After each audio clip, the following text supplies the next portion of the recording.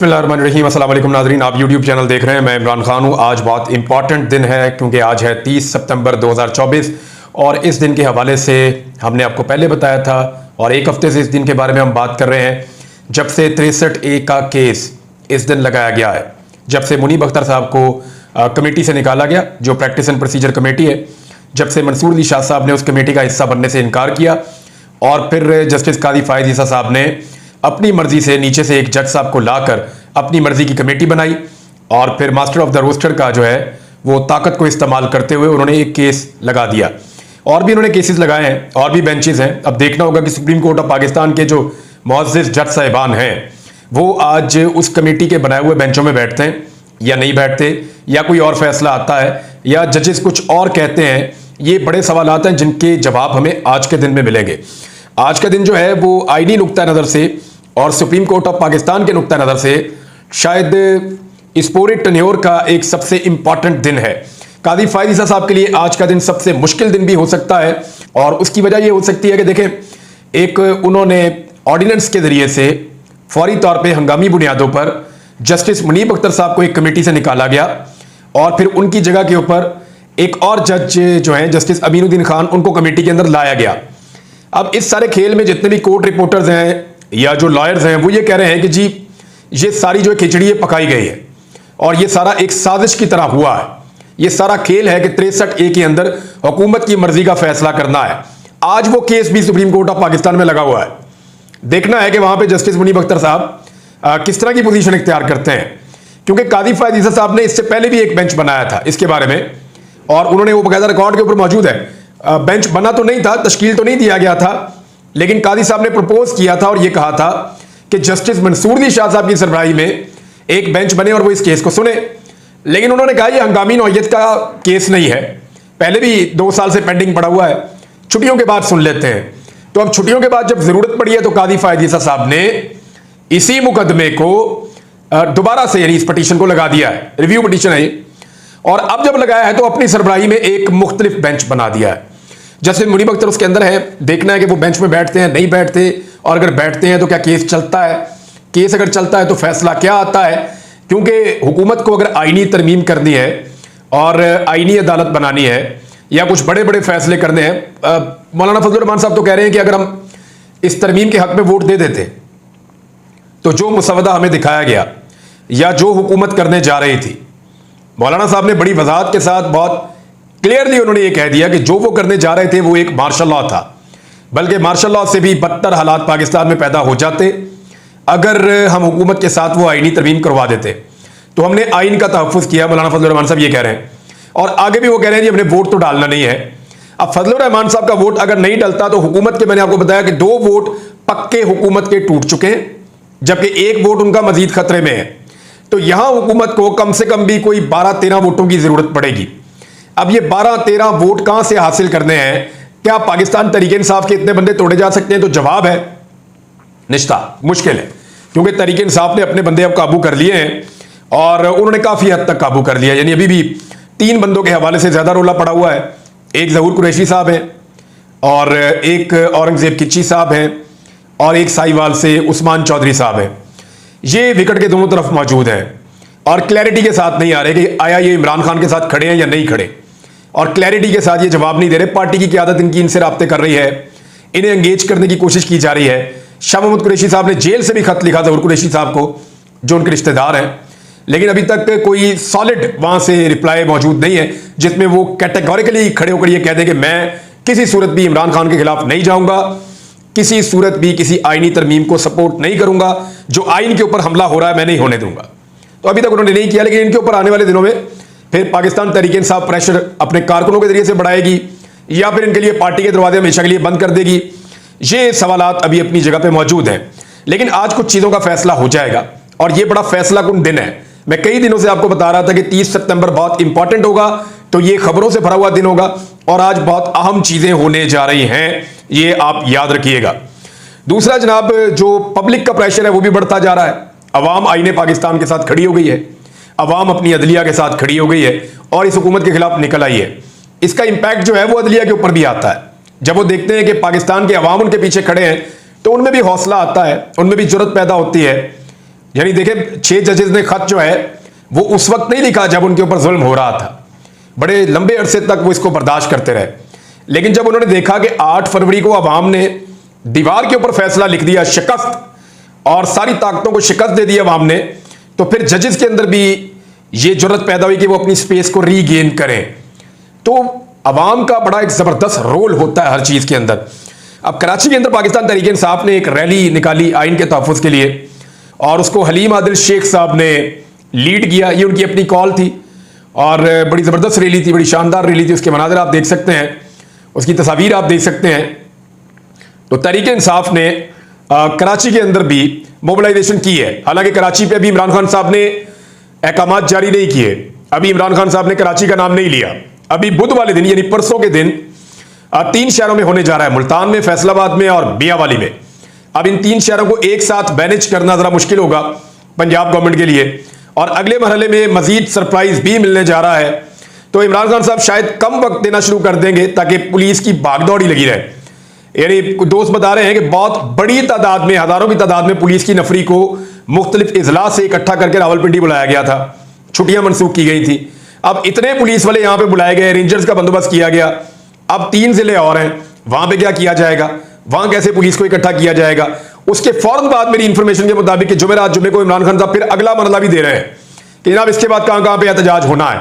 तो पाकिस्तान में तो बेशुमार शहर हैं, तो अगर ये इसी तरह ये सिलसिला जारी रहा तो हुकूमत के लिए इनसे निपटना बहुत मुश्किल हो जाएगा और ये पूरी एक तहरीक बनती चली जाएगी। तो आज का दिन जो है वो इंपॉर्टेंट है और हमें देखना पड़ेगा कि आज और क्या होता है। इसमें एक चीज मैं आपको बताऊं कि एमक्यूएम ने भी हुकूमत को धमकी लगा दी है, और बड़ी अजीब बात है, एमक्यूएम के मामला जो होते हैं वो नॉर्मली उनके सियासी और मफादात के मामला होते हैं।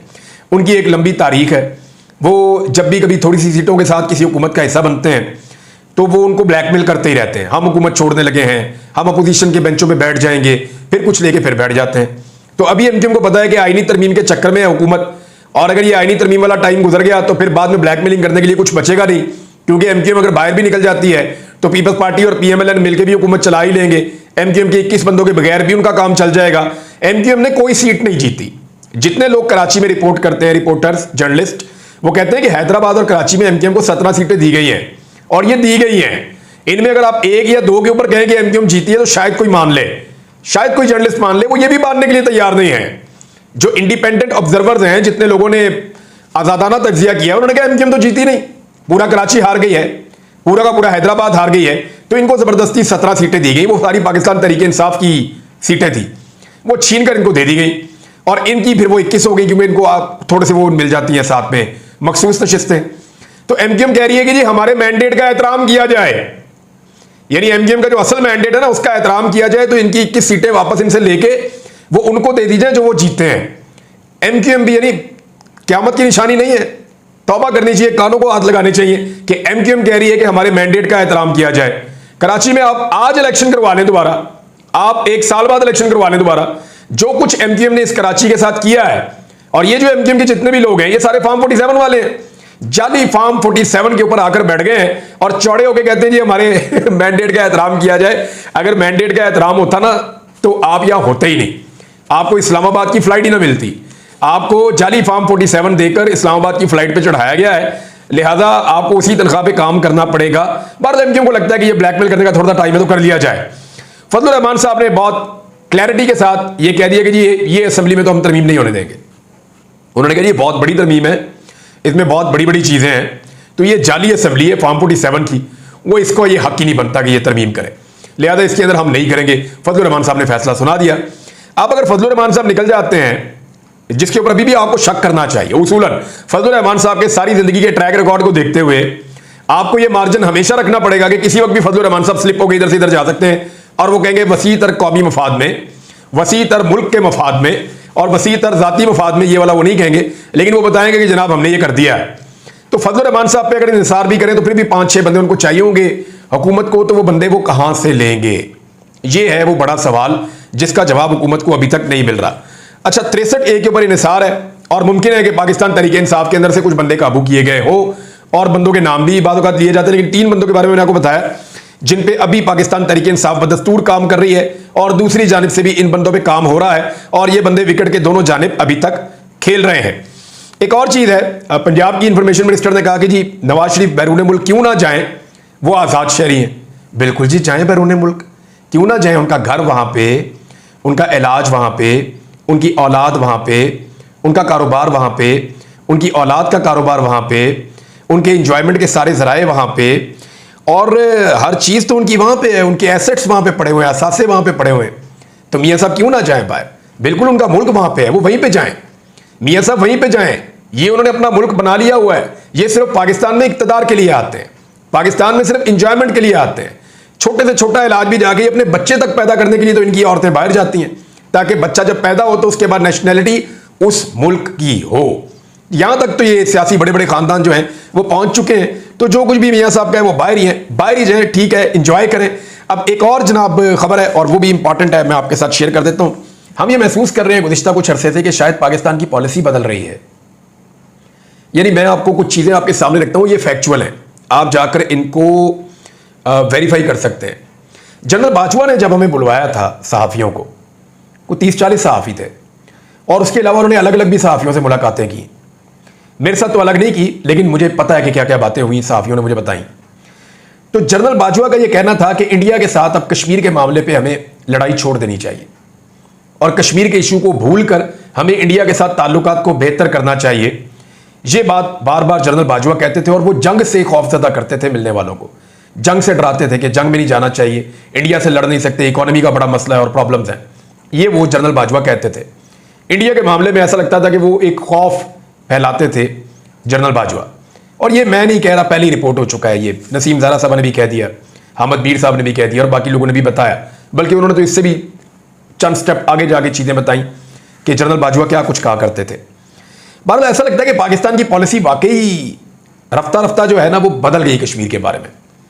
पहले देखें, जब यूएन में हम जाते थे ना, या हमारे वज़ीर आज़म जाते थे, तो वो मकबूजा कश्मीर की बात करते थे, और वो ये कहते थे कि इंडिया ने मकबूजा कश्मीर के ऊपर कब्जा किया हुआ है और इंडिया को मकबूजा कश्मीर छोड़ना पड़ेगा, हम उनसे वापस लेंगे, खून का आखिरी कतरा तक बहा देंगे, हम कश्मीरियों के साथ खड़े हैं, मकबूजा कश्मीर जो है वो हमारी रेड लाइन है, हम मकबूजा कश्मीर को पाकिस्तान का हिस्सा समझते हैं। पहले ये हमारा पॉइंट ऑफ व्यू था, और अक़वाम मुत्तहिदा अपनी करारदादों के जरिए इस मसले को हल करे, हम हर प्लेटफॉर्म पे ये कहते थे।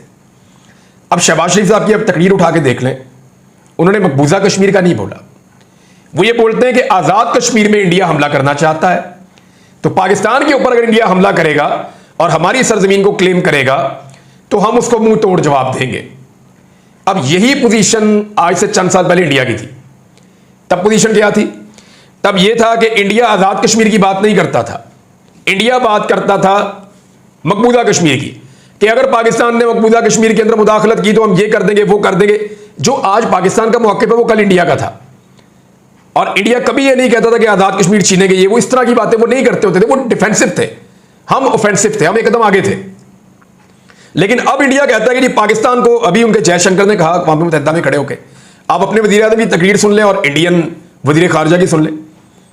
उन्होंने कहा जी पाकिस्तान के पास हमारी टेरिटरी है, हमारे इलाके हैं पाकिस्तान के पास, और वो कश्मीर के ऊपर और गिलगित बल्तिस्तान के ऊपर अपना हक जताते हैं, और वो कहते हैं जी हम वापस लेंगे, ये हमारा कन्फ्लिक्ट है पाकिस्तान के साथ, और पाकिस्तान कहते हैं जी आप अटैक करेंगे तो हम जवाब देंगे। हम डिफेंसिव हो गए, इंडिया ऑफेंसिव हो गया। हमारी पॉलिसी में जो शिफ्ट आया वो ये है कि पहले हम मकबूजा कश्मीर की बात करते थे और इंडिया मकबूजा कश्मीर को अपने पास रखने की बात करता था, अब हम आज़ाद कश्मीर की बात करते हैं, इंडिया आज़ाद कश्मीर की बात करता है और हम कहते हैं हमने इसको अपने पास रखना है। यानी ये तो एक अजीबोगरीब सिचुएशन है इस वक्त, और समझ से बाहर है कि पाकिस्तान की ये क्या रियासती पॉलिसी बदल गई है। इसराइल के बारे में भी देखें ना, इसराइल के बारे में 2 प्रोटेस्ट हुए कल के दिन में। एक सेनेटर मुश्ताक साहब ने किया इस्लामाबाद में, वो भी गिरफ्तार, उनकी एहलिया भी गिरफ्तार, उनके साथ जो बच्चे थे, नौजवान थे, वो भी गिरफ्तार, और बड़े डंडे हमारे पुलिस ने लाठी चार्ज कर करके गाड़ियों में डाल के घसीट के वहां से उनको ले गए। अब इस्लामाबाद में इसराइली जारहियत के खिलाफ मुसलमान निकलते हैं, पाकिस्तानी निकलते हैं, उन्हें इस्लामाबाद पुलिस मारते मारते गाड़ियों में डालती है और ले जाती है। समझ आ रही है आपको ये क्या पॉलिसी है? यानी इसराइल के खिलाफ बात करना इस्लामाबाद में क्या रियासत की पॉलिसी बदल गई है? बात नहीं की जा सकती। वहां पे वो कह रहे हैं जी हम वॉकआउट कर रहे हैं, इसराइल जब बात कर रहा है सलामती काउंसिल में। और ख्वाजा आसिफ ने खुद ट्वीट किया हुआ है, ख्वाजा आसिफ का ट्वीट अगर आप देखें तो ये बता रहे हैं कि मैंने तो खुद ये एहतजाज न्यूयॉर्क में खड़े होकर देखा, लोग खासे जज्बाती होकर जा रहे थे, बहुत जज्बाती थे लोग, जो फ़लस्तीनियों के हक में मुजाहरा हो रहा था न्यूयॉर्क सिटी में।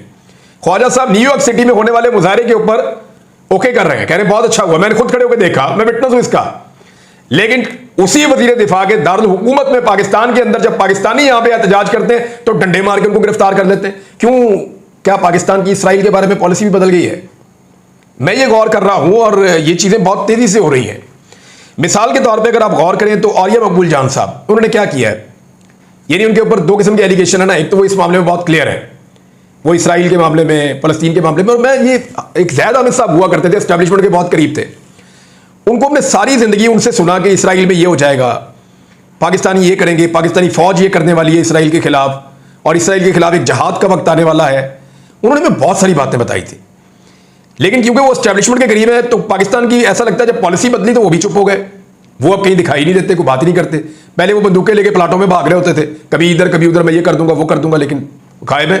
वो एक दिन डी चौक में एहतजाज करने भी नहीं आए। यानी समझ नहीं आ रही कि क्या वाकई रियासत ने इसराइल और इंडिया के बारे में अपनी पॉलिसी को बिल्कुल बदल दिया है, फलस्तीनियों के बारे में पाकिस्तान ने अपनी पॉलिसी को बिल्कुल बदल दिया है, समझ नहीं आ रही। और ये मकबूल जान साहब के हवाले से मेरी दोनों वकला से बात हुई, मियां अली अशफाक साहब उनके वकील हैं और अजहर सदीक साहब भी इनके लॉयर हैं। मेरी उन दोनों से बात हुई तो मुझे दोनों ने एक जैसी बातें बताई हैं। मियां अली अशफाक साहब ने मुझे बताया कि जी हमने बहुत कोशिश की है, ऐसे होता नहीं है। और ये साहब का केस बार बार लगता है और फिर नहीं सुना जाता, फिर लगता है फिर नहीं सुना जाता। जानबूझकर एक दिन वो कहते हैं जी हमने बड़ी कोशिश की, हमें 42वां नंबर मिला, फिर दोबारा बहुत कोशिश की, हमें 32वां नंबर मिला, अब हमने दोबारा बहुत कोशिश की, हमें 13वां नंबर मिला। हमारी कोशिश है कि इस मुद्दे को सुना जाए। दूसरी एक और चीज जो इन दोनों ने मुझे बताई वो ये है कि औरिया साहब की मुलाकात उनके खानदान के लोगों से भी नहीं करवाई जा रही और वकला से भी नहीं करवाई जा रही, और मुबैना तौर पर निगरानी के अंदर उनकी सिर्फ टेलीफोन पे हफ्ते में बात करवाई जाती है। तो ये इस वक्त औरिया साहब के साथ क्या हुआ है, क्या उन्हें तशद्दुद का निशाना बनाया गया या उन्हें विक्टिमाइज किया जा रहा है? इसमें जो सोर्सेज ने मुझे बताया वो ये बताया कि ये जो आईनी तरमीम जिसकी ख्वाहिश पे हो रही है ना, और जिसको फायदा देने के लिए हो रही है, उसी तरफ से ये ख्वाहिश भी है कि औरिया मकबूल जान साहब को अंदर रखा जाए, क्योंकि उन्होंने चीफ जस्टिस ऑफ पाकिस्तान के खिलाफ एक रेफरेंस भी दायर किया हुआ है और कुछ स्टेटमेंट्स भी दिए हुए हैं। तो क्या ये इसलिए हो रहा है? तो ये तो इंसाफ का खून हो रहा है, और इंसाफ के इस कत्ल के ऊपर अदलिया कैसे खामोश रह सकती है? मेरे ख्याल में औरिया मकबूल जान साहब के लिए सबको आवाज उठानी चाहिए, उनके साथ बहुत ज्यादती हो रही है। अब तक इतने ही, अपना ख्याल रखिएगा, अपने इस चैनल का भी। अल्लाह हाफिज।